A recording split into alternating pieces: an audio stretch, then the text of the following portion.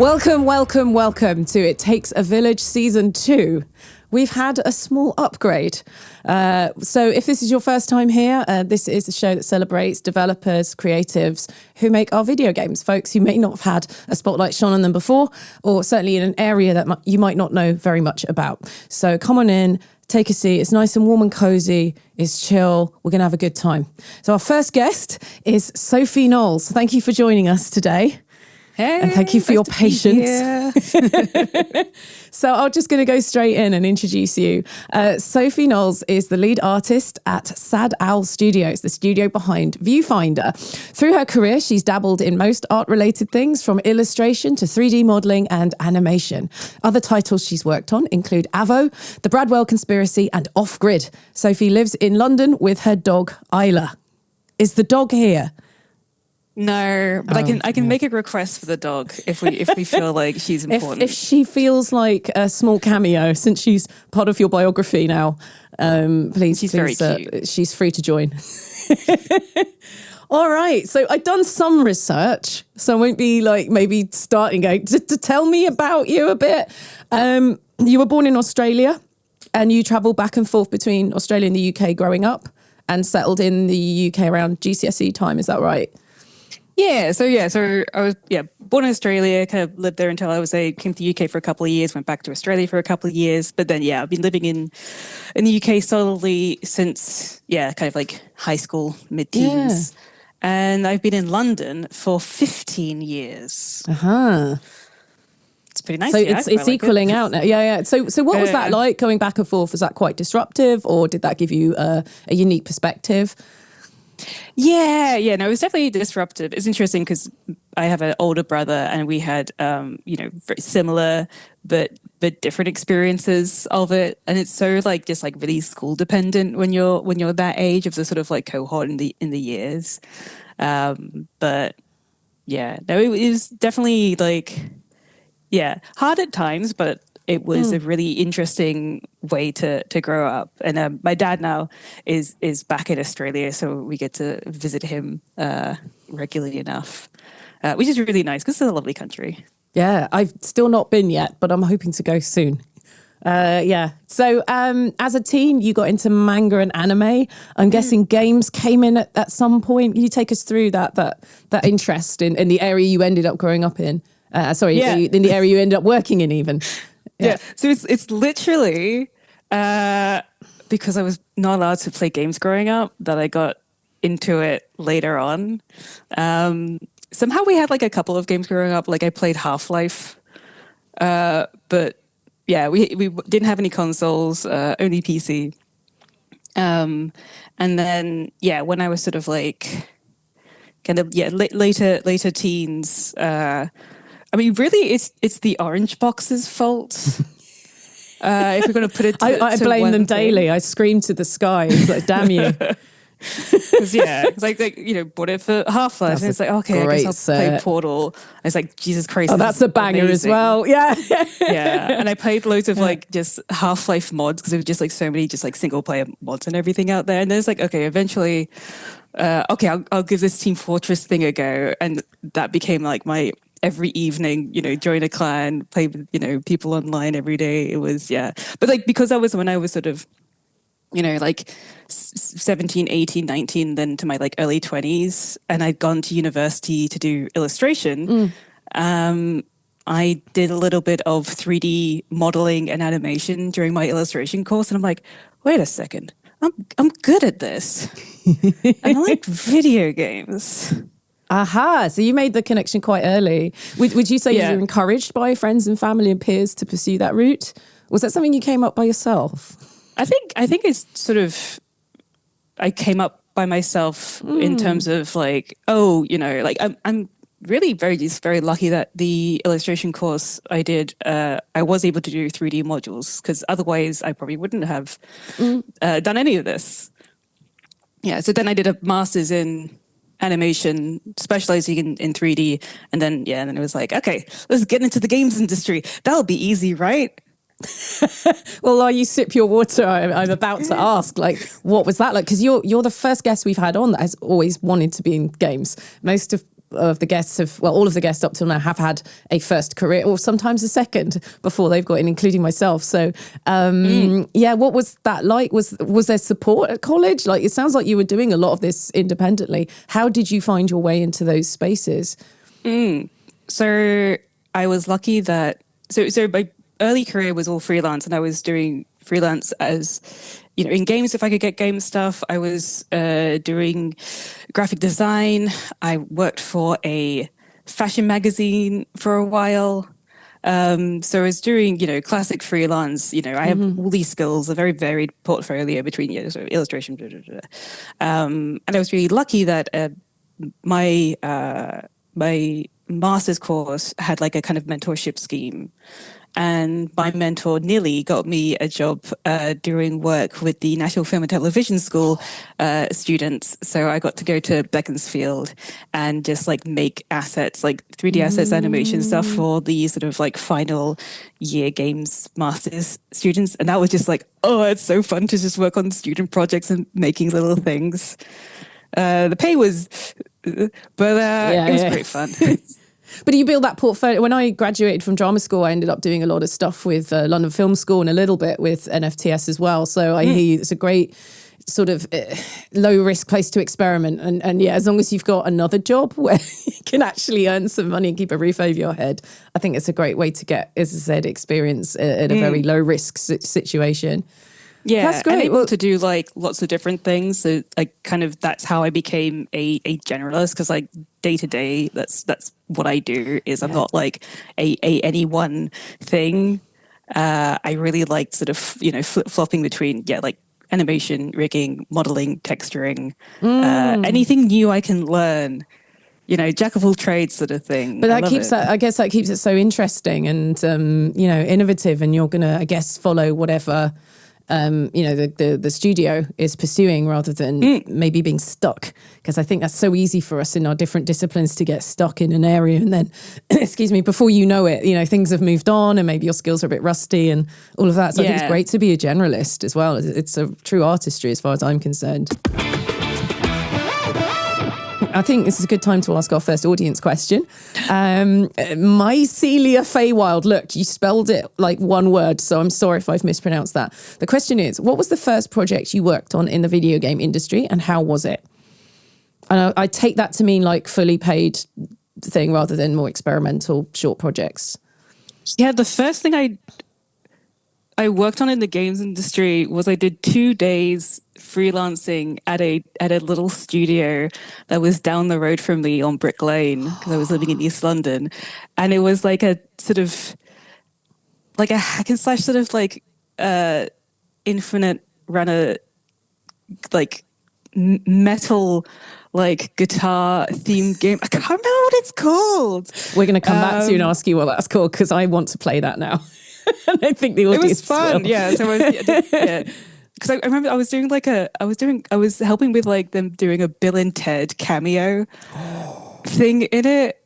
Okay. But it was great. So like that was when I was like, kind of fresh out of uni, and I was just cold emailing companies, as you do. Yes, you do. Not getting anything back, expecting nothing. I literally like messaged the studio, like they had like a form on their website. I didn't even find an email, and I messaged them because they were close by, and I was not. But expecting... it worked, Soph. It worked.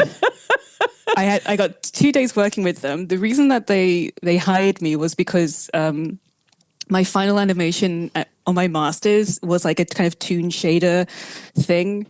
Okay. And their game was kind of toon shader, even though that has absolutely nothing to do with animation and stuff like that. At least stood out. But that's why you generalize. Yeah.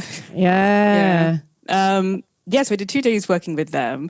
It was really lovely, actually. So I sent an invoice and I totally undercharged myself. Of course, and one of the people sat me down and said, obviously your early career and everything, charge 100 a day. We're going to pay you 100 a day. This is, in like 2014. This is quite a while ago. They're like, charge this now, and in a couple of years, go up and up, which was very, very nice of them. A lot of places would have just let you Yeah, get we'd be what like, you oh, asked wow, for she's and cheap, go, oh, all right. wow, she's cheap. Yeah. Yeah. That's really cool. Thanks for sharing that. I'm going to dive into like what came next. I assume Off Grid was next for you, or was that was it Bradwell Concept? I think I can't Bradwell would speak. be next. Yeah. So I did stuff with the NFTS and Bradwell kind of all at the sort of same time. Bradwell was fun because like I basically joined to do just like a little bit of animation here and there, and then ended up doing it almost full time for 6 months, including like implementing narrative stuff into one of the level, which was great. Well, this is where we get onto the hats, isn't it? Because folks in the games industry have to wear many hats. What surprise roles have you played so far in your career that maybe aren't related to art and animation? You said narrative already. Yeah. So I think with Bradwell, it was fun because sort of like there was like one level which had loads of animation stuff that was linked to sort of like events and things. So I got to learn like the sort of trigger system for that level, so I could like set up stuff by myself and also like test it out. So I guess that's one. I mean, when I worked with Playdio, I did a lot of weird stuff, but it was still all kind of art stuff, but kind of like, because it's like real real sets, real people, film sort of stuff with a games thing on the side. So sort of, I don't know, was doing some not quite tech art, but kind of like fiddling like how to get the pipelines to work there. Yeah, that's a different role. Yeah, but it's all like it makes sense at the time. Just of to, course, like, and you're mucking in, but actually you're doing like you're actually multidisciplinarian. I can't speak today. Multidisciplinarian. I can say it. There we go. But yeah, I think that's fantastic. Yeah, like all the studios I've worked with are pretty tiny little indie studios. So like that is like a space where you can and you are encouraged to kind of pick up these other tasks. If you absolutely don't want to, you can't do them, then there's normally someone else to pick that up. Yeah. But yeah, that sort of environment I think suits the sort of like people who like to figure stuff out. Yes, problem solving attracts the nerds, doesn't it? Artsy nerds of the games industry. Talk us through Avo. I haven't had a chance to play it, but I did have a look, and he's a dear little avocado, and I want to protect. I don't know if you can even play it anymore because stuff gets taken off the bloody app stores all the time. But Avo was such a fun game to work on, and actually most of the stuff I was doing, it was almost more like kind of classic TV sort of like kids 3D animation, except it was all in Unity. Like all the animation was done in Unity, and actually Unity's animation tools, like their like timeline animation, frame by frame stuff, is actually really good and really similar to Maya, which was what I was using at the time. And Avo's rig had this lovely sort of like auto procedural animation stuff as well for when he just like walks around. So yeah, it was much more like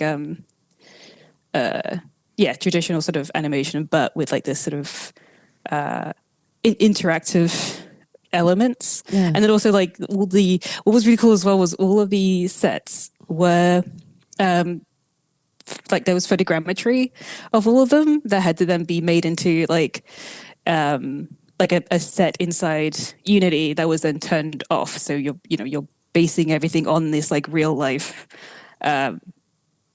set, and then you're making sure the cameras line up to the digital set, and that was really fun. I'm seeing where the animation knowledge comes in as well, because it sounds like you've got that old school physical reference and then you're doing it digitally as well. So you really have to understand how that all works together. So as I said, I've only seen a little bit of it, but it looks really innovative and gorgeous. And I love the fact that for a generation that's been told that they could afford houses if they just eschewed the avocados. And it feels like a rebellion to celebrate the avocado. I asked as well because the Avo himself, like the body was was 3D scanned photogrammetry again of an actual avocado, and I asked like what happened to Avo's body, and Timo, who was like the one in charge of the film stuff, he's like, I think my mum made guacamole. My mum makes a great guac. I just love that as like some sort of chaotic element you could inject. And sorry, the game's over. Your mum wanted to make guacamole. Thank you for your sacrifice, Savo. I mean, there's like this wonderful part where Avo's watching a sort of like clip of basically like the sort of the villain kind of wanting to like have like living fruit that's fresh until you eat it, and there's like, you know, Avo looking at this screen whilst people are just making Avo toast, making guac, you know, slicing these avos. He's just like and he doesn't emote very much. He's just like an avocado with eyes, but it's just you know. Yeah, but he has his fears, and that's fair enough. Yeah, being sliced up and mushed is, I think everyone can relate. Everyone to that. has. I imagine everyone would fear that if that was on the radar. Yeah, I try not to think about it now, but that's going to be an intrusive thought.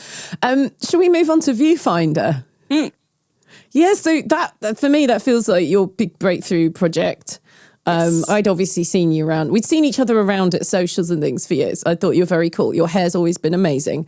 But like, you know, I'm not an animator or an artist. And so like, there's only so much in a way that I can like talk to you about because I don't really understand your world. But I do remember you being around just this lovely person and everything. And then we were at the Yorkshire Games Festival in Bradford when we both found out that our respective games, Baldur's Gate 3 and Viewfinder, had been nominated. And I remember if you don't know Bradford, it's an interesting place, the city centre, because if you want to find dinner at a normal time, you can't. There were a bunch of us coming out of the Yorkshire Games Festival. We were trying to celebrate. And I think Nando's was like third time lucky, wasn't it? We were trying to get into a restaurant. Like everything was closed. Everything was closed. I mean, it was, you know, and it was only like 7 of us. We weren't that big a group, you know. It was a good cheeky Nando's to celebrate. But it was a cheeky Nando's, and we got nominated. We did have a toast to that, and it was Alex Earle was there, of course, was on series 1 of It Takes a Village. So it just felt like the right place to be. It was how was that for you, finding out that a project you've been on, you know, that was so close to you had actually been recognised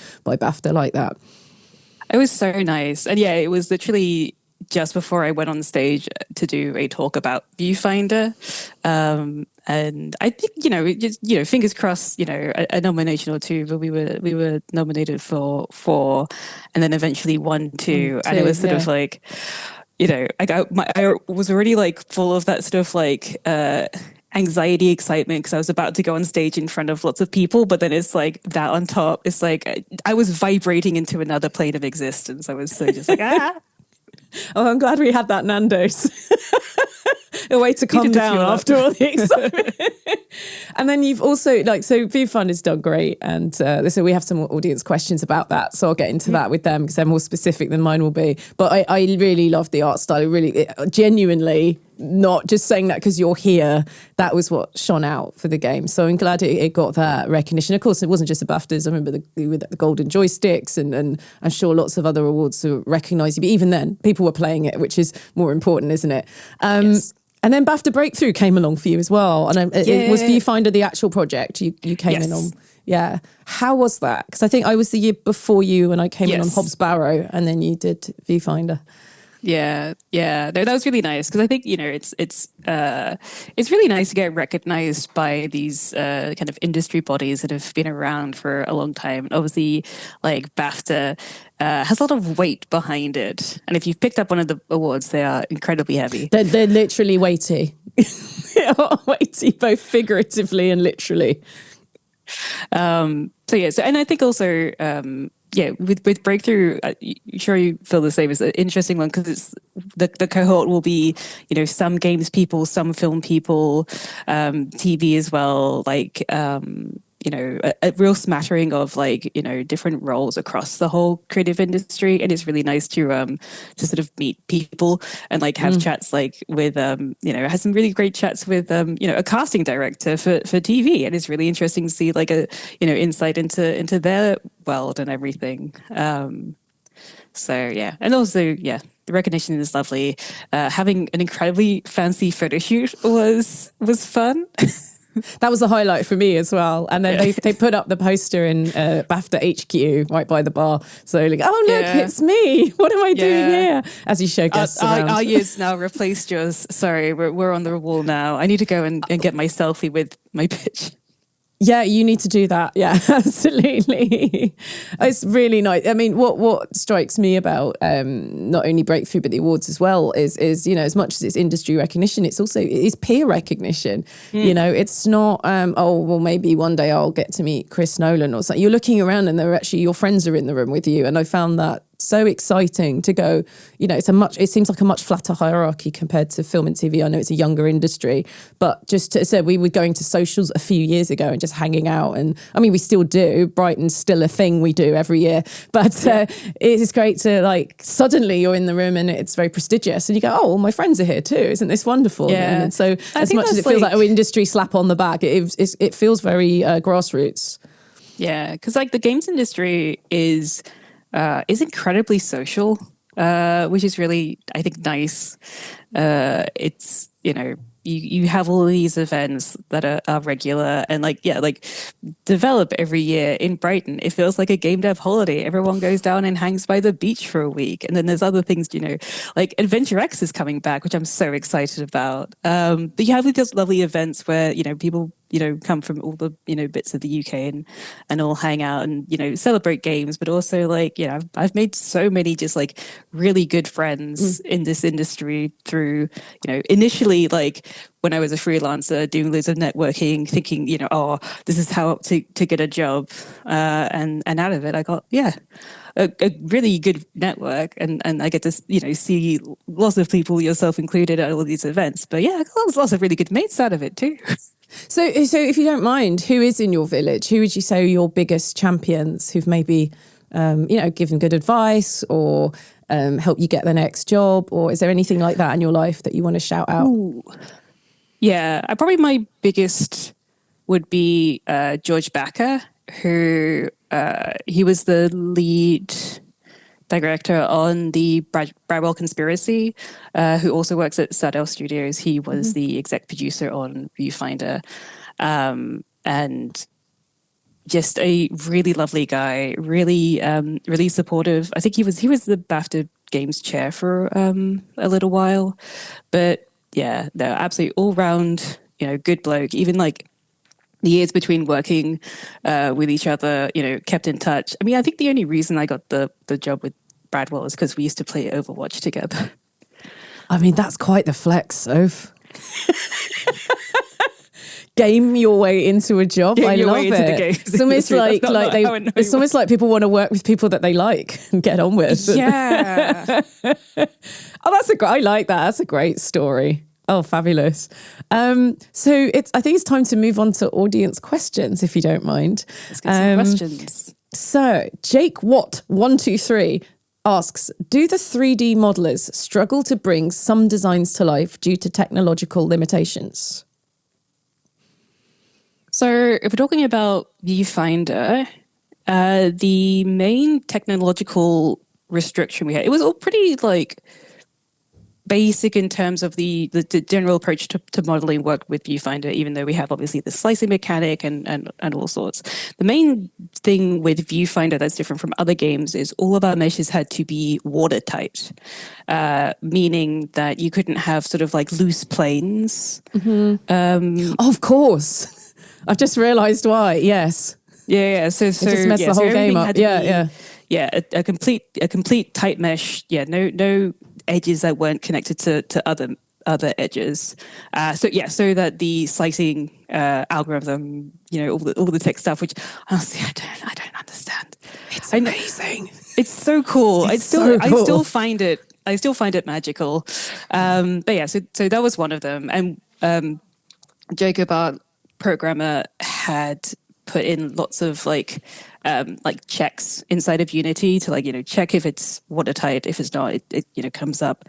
Okay. And it's easy to spot. And then the other one was similarly only one material per mesh, which was because the cross section could only be one thing, and if you had multiple materials, it just didn't really work. We tried to, So, so those were the two things that we had to really keep in mind.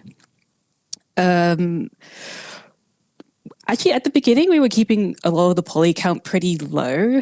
But like as the project went on and Jacob did more and more optimization, like the poly count started to like not really matter. Like the slicing, even if you're going through really complex meshes, loads and loads of polys and everything, just worked perfectly. You know. I mean, Art was the one who was making demands. When I started, we didn't even have like normal maps or anything. And then it's like, oh, okay, well, if we're having trees, we need wind. You know, Jacob, go figure it out. Nice. Delegation. That's Yeah. what we Pretty much. It's like, Yeah. we want this. Okay. Make it so. Love it. Okay, well, we're going to go back to Avo with this next question. Austin asks, with Avo featuring a 3D animated character in live action environments, were there any unique challenges you faced?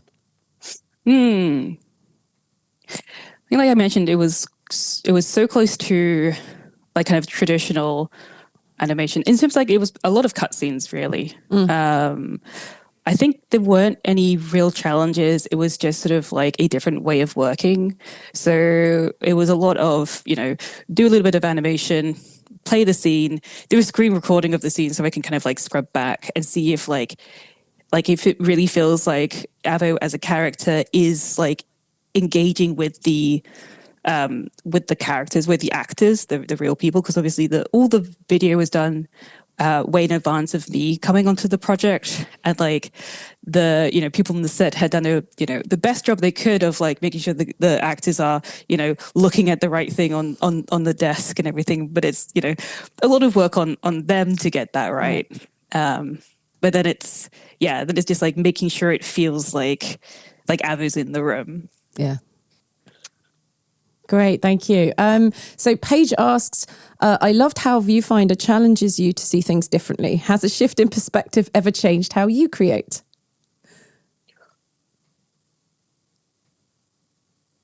I think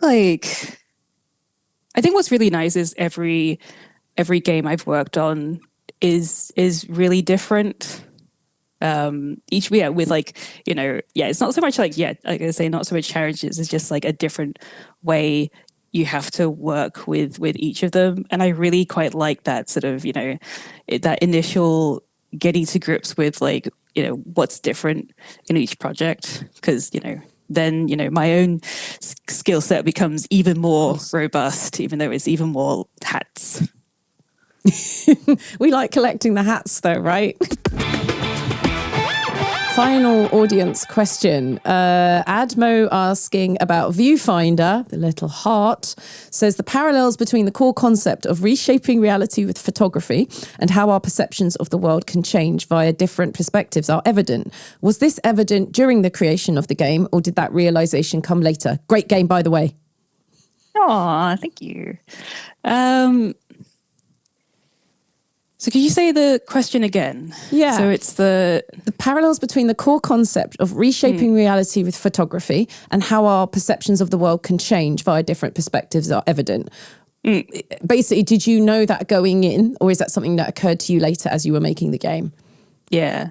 So I think there's a really interesting thing, I think, with especially being part of the art team, is it being a photography game and wanting the levels and everything to be stuff that people would want to take a photo of. A lot of the puzzles were pretty much all done before I came onto the project. I think it's back in 2019 was when Matt Stark, the guy, came up with the whole idea and everything.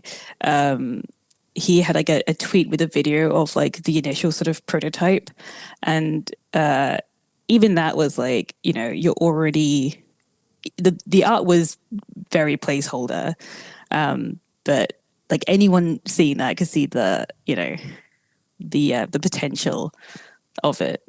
And I remember seeing it being like, wow, aren't games great? I'd love to work on something like this. Well, back to work. But yeah, so I think it's I think a fun thing for Matt as a puzzle maker to be like, okay, we have these collection of of mechanics. How can we play with them? And then it gets to the art team, and it's like, okay, how can we make sure like the puzzle is still very clear, but we can kind of like, work with it a bit. Which I think we could have probably done a bit more of. We had a lot to do and not very much time, but overall, I think it was, I think in terms of art's approach to doing art for the levels, I think early on Matt had a chat with me, and he's very much just like, the puzzle is the puzzle, let's not like hide things too much. Let's make sure that everything's really like understandable. I appreciate him. Having played it, I appreciate that. It was very tempting to get very lost in that game, and I didn't have forever to play it. So I appreciate that straightforwardness. But yeah, it was stunning, and I wanted to live in a lot of those environments. So it was just gorgeous. Because it's like so unique. Going from a grey box to then like adding all the plants and everything, which was like a core thing for the art style and everything, was like, okay, we've gone for something really, easy to, kind of look at and see what you're kind of supposed to do, to, okay, we've added all this busyness. Is it still clear enough? Great. Thank you for that. So I wanted to actually talk to you a little bit about visibility, because we've talked about BAFTA Breakthrough, which you get a nice picture and you get the chance to meet, people in the cross-disciplinary, plays that you said, like a casting director. I met all sorts of folks from all over the screen industries myself, but you took part in something called Look Like a Gamer. And I was wondering if you could speak to that a little bit. Yeah, because I did an episode of Nigel's podcast, and then I got invited to do that. And I think I think what's nice about the Do I Look Like a Gamer is it's people in the games industry, and then there's also streamers and people all around games. And I think it's like very similar to what you're doing with this podcast. It's like there are so many people sort of like in and around the games industry that you might not like have heard of or know of, and the games industry is incredibly diverse. It's not all just white blokes. I mean, although there's there are a lot of white blokes that would like you to think there are. but yeah, when we move beyond the creative directors and the C-suite, it's really great to see who's actually on the floor making this stuff. And again, like you said, wide variety of people, but also disciplines, parts of the world that they're from, experiences, everything. Everyone is here. And this sort of idea that, it's for a sort of an elite few is it's so far from the truth. And that's why I love going to socials as well, because I want to meet the people I'm making games with. A lot of the time I don't in the studio. There's one game I'm working on right now, Fading Echo. Unusual in that I'm in the Discord, so I can see every chat. I don't understand a lot of it, but that's not the point. I can see it, right? And I can see narrative are chatting about this, and animation, and then music are talking about that, and then we're doing marketing, and I can just see how the I was going to say the sausage is made, but sausages are delicious, so I'll put that in there. Whether they're vegan or fully meaty, delicious. So yeah, I'll go with that metaphor. But yeah, it's as a performer who's normally seen as more of an outsourced role. It's just really nice to be included, and helps me help with marketing. And I think it makes a better game because I know what they need. We save a lot of time in the studio, which is very expensive, pay per hour, not asking basic questions, because I've had that conversation or I've seen that chat. So I think we should be in the same room, much like, Lucasfilm. There's all that footage, those early Star Wars films, with just being a big old room and everyone's in there, and you can see what props are doing, and you can see what writing and how it all fits together and how you fit in. And I think that is so important going forward. And I think it's important for people who play, because they might be the next game makers, or they just appreciate knowing how this is made. And I think it's really important to do stuff like that. And I'd never heard of it. So when it popped up on your feed, I was like, yeah, I've got to ask you about that. So I'll be checking I think out. It's like, kind of to your point, it's like, I think having like a curiosity is super important, like no matter like what discipline you're in. Like if you're an artist, like like see what programming is doing, what audio is doing, like all these other things that like don't directly relate to what you're doing. I think having like the sort of basic, not knowledge, but like understanding of what, firstly what the other disciplines are in terms of what, an average day to day is, but then also like, on your, the game you're in, like, what's everyone else doing? Like we at Sadao, we have a show and tell every week when we're wrapping up the week, where everyone, just kind of talks about what they did. And if people have stuff to show, we screen share, show, even if it's something really small and silly. It's like, hey, I did this. That's really cool. I think that's necessary, because this can be, for such a collaborative environment, it can feel very siloed and isolating. Yeah, you don't want to. And we be like working opaque. at home. We like working at home. So let's have that digital show and tell, or whether it's in person or digital. I think it's really important to just make sure everyone knows that there are other people there, and we're working together to hopefully, make something really great. You've spoken about someone helping you out early on. Is there someone you've been able to help out, perhaps in a mentoring role or general advice, something like that? I've been doing a limit break for the last couple of years, which has been really nice to, talk to people who are like, fresh out of uni or like first couple of years in, at the very hardest part of your career when you're trying to break in. I think, it was like I mentioned how it was really tough for me back in like 2015. But it's even worse now. As in, it's even harder. There's just so many there's so many amazingly talented young artists out there, and just not enough jobs. So it's tough. But it's nice to have chats with people, go through their portfolio. I think there's, people go to uni to learn art and games art, and there's like quite often key things that they're not being taught. Like there's any young artists listening to this, make sure you're demonstrating textile density in your portfolio, because I want to see this, the nitty gritty, I don't want to see your pretty renders and everything. I want to see these important skills like textile density and really nice wireframes with not clusters of, too much, geometry and What's it like for you mentoring folks that are going into what seems to be right now a very precarious industry with all the layoffs, but also where AI is ready to steal your soul? Yeah, I think it's honesty. It's it's tough. It's always been tough. We can talk through a perfect portfolio, and you still might not be able to get a job for a long time. With AI, it's sort of, even more doom and gloom. But I don't even. AI is a funny one. Like even with all the kind of pressure to push generative AI into stuff, I don't think it's going to really.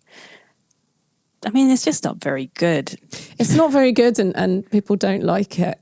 And they won't buy it if you put it in your game. They get quite angry, actually, I found, if they find out that you put it in the game. So I guess we'll see over time. But I think there's a certain level of billionaire that really, really could quite like to save money by not having any humans involved in the art. I mean, it's not going away. And I think, down the line, I think there's going to be some sort of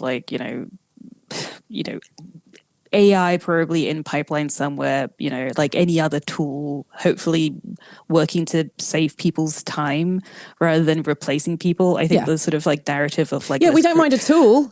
We don't mind a tool. Tools. Yeah. People used to have to UV everything kind of from scratch. Now I just kind of hit two buttons and Blender does it all for me for the most part. Oh yeah.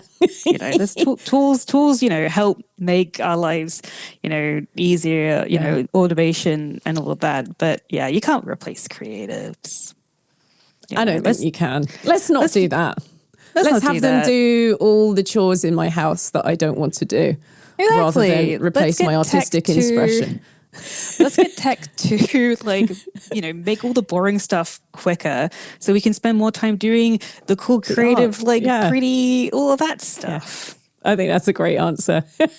We're winding up now, actually. So just the last couple of questions, really, which is to get super meta and ask, what's a question that you wish you were asked?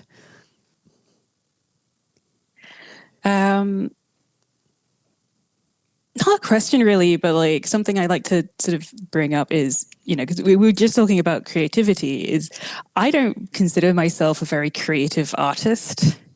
And I think there's sort of a lot of like, pressure to be really sort of like, I don't know, like, creating stuff from scratch, being visionary, having your own, artistic style and everything, which I think is really important if you have that and can do that. I can't. I'm just very good at, following a task. I tried concept art once. Absolutely rubbish at it. That's a real skill. Like I'm absolutely amazed by concept artists. Yeah. But like I'm very happy to like do all the stuff I do, and I do a lot of stuff. But like I think I had a little while of feeling kind of insecure about like I could never be like a concept artist or an art director or anything. But it's like that's fine. It's seen as a complete outside. It seems as a super glamorous role, right? Because that gets showcased. Oh, look, it's the original idea. Oh, look where it could have gone and all of that. And then you don't see like the actual graft of the day to day of someone, as you said, just going through those tasks and making sure they happen. Yeah. And I think like, that's why I said we do this sort of stuff. Viewfinder looks as gorgeous as it does because Jessica Cheng is the art director who also did a lot of our concept artists, and she's just absolutely amazing at just like coming up with these, visual ideas and everything. And I come along and I, turn them into tasks. I make it manageable. I make it, realistic and make sure the team's, hitting the technical things we need to do. Like, I will, if you put a non-watertight mesh up into the repo, I will let you. It'll break the game. I'm just the one who nags. No, it's good. But I mean, I meant to say it a little bit earlier, so I'm glad you're bringing it up. Your role as lead artist, I mean, isn't there to draw beautiful concept art and see what happens with it? From what I understand, it's a management role as much as it is the creating the thing. Well, how much would you say is like, can you say like proportionately how much is more managerial versus creative? I mean, I'm sure there's some creativity in the management as well. Yeah, I think it's like a lot of it, and it's like it's very nice to look at Viewfinder and be able to like point out all the things I did. But during the week I would definitely prioritize making sure that my team knew what they were doing. Making the assets, making the environments, making the levels look nice. Mm-hmm. Like my priority was making sure that they had all the resources, all the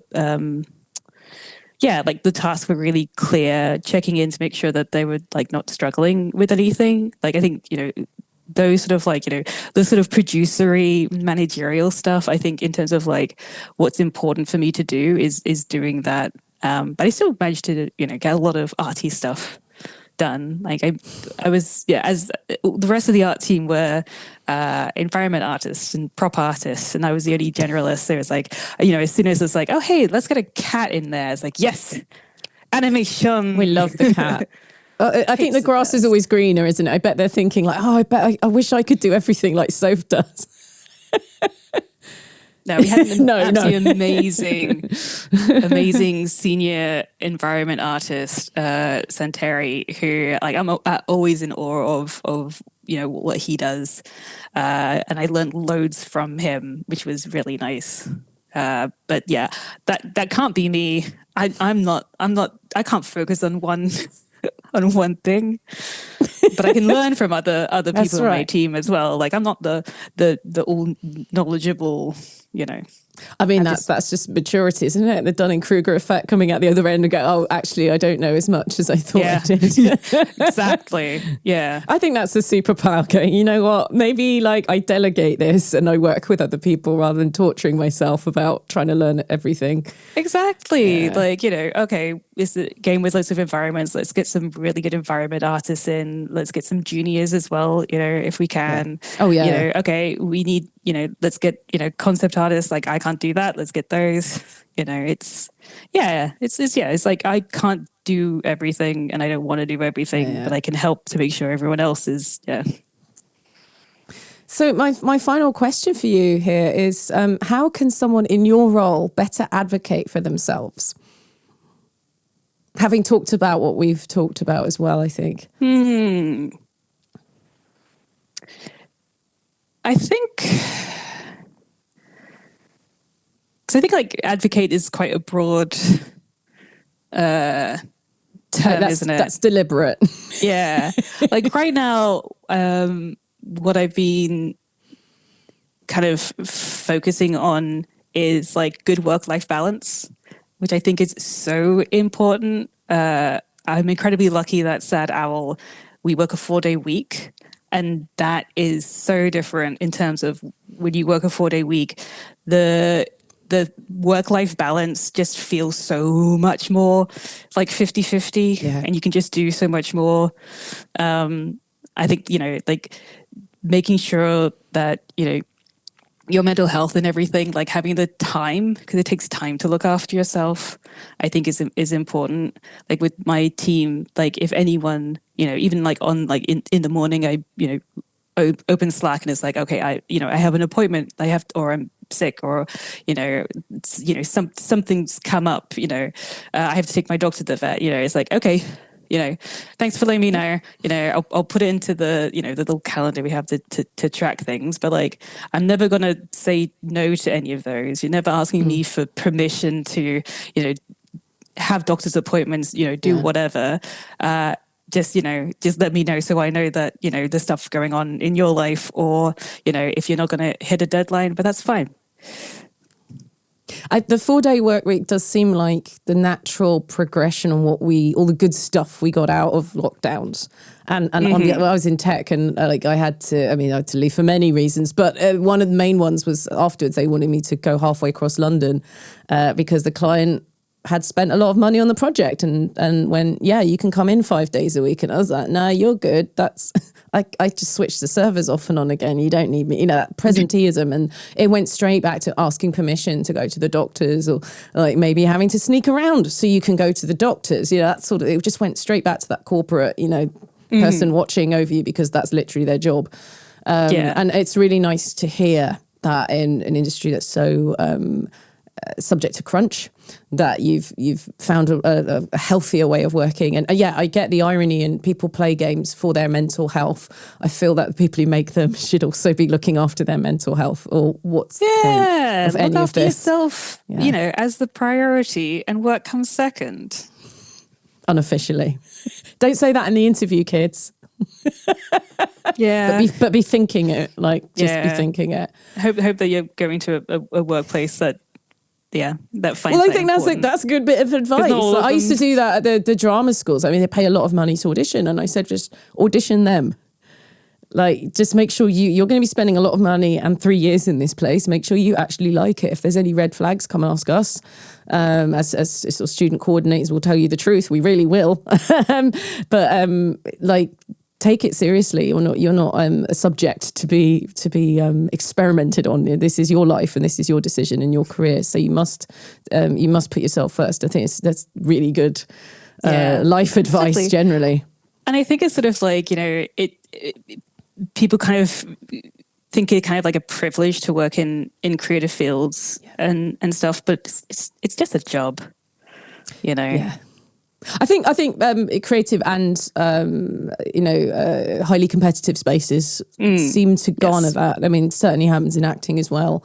And my personal mission seems to be blowing open the fact that it's not glamorous in any way at all. And that's fine, because it's about the work for me. That's why I do it. It's really nice to have a job where you're doing something that you actually really enjoy doing.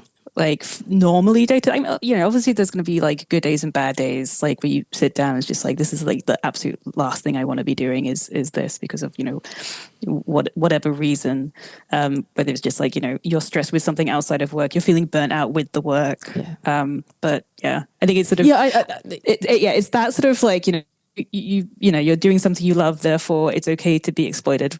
Yeah, I was going to say there seems to be still the belief that if the work is fun, then you probably shouldn't get paid, because I don't enjoy my job. So and I have a horrible time. I get paid miserable. A lot. Yeah, I get paid to be miserable. You'll be paid to be happy? I don't think so. That's what your 3 days off work are for, actually. There's that idea still. And yeah, I think that's really interesting. And again, another reason to do stuff like this, because people realize it is actually a job and a job you train for.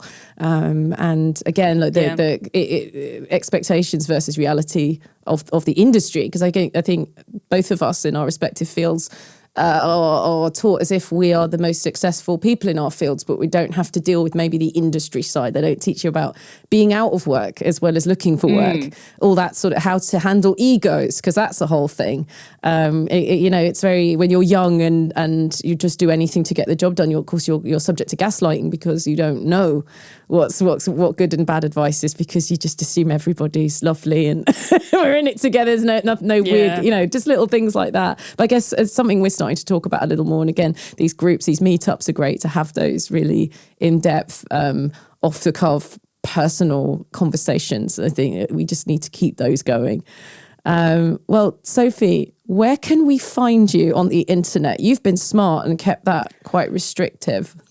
Yeah, I'm on Blue Sky. I think I'm Knowles on Blue Sky. I don't post that much. I should get back into it. But yeah, I still have a Twitter. I do as well. I sort of go, I'm so disappointed in myself. Is there anything coming up that you can talk about or want to talk about? No. Okay. All right. Watch this space then. Like what's really nice is because often, games happen and studios sort of like, kind of close and go their own ways. Sad Owl is still a studio. I'm still working there. We're hopefully going to make more really cool shit together. Yeah. Wait, am I allowed to swear? Yes. Cool stuff. No, you're fine. This is, no one's told me we can't, so you can go for it. But yeah, no, I absolutely, definitely, keep an eye on Sad Owl. I can't wait till we can eventually start to talk about stuff again, but it ain't gonna be for a while, I think. Well, that's fantastic. Thank you so much for joining us today, giving us an insight into your life and your life in work. And I look forward to some very cool responses, because I think this is an area that isn't represented very much. So, all good stuff. Well, all the best to you in future. I'm looking forward to whatever this is you're cooking, and hopefully bumping into you in a real life situation very soon. Thank you so much for having me. This has been a lovely chat. So that concludes another episode of It Takes a Village. Thank you for joining me and Sophie, and I'll see you next time.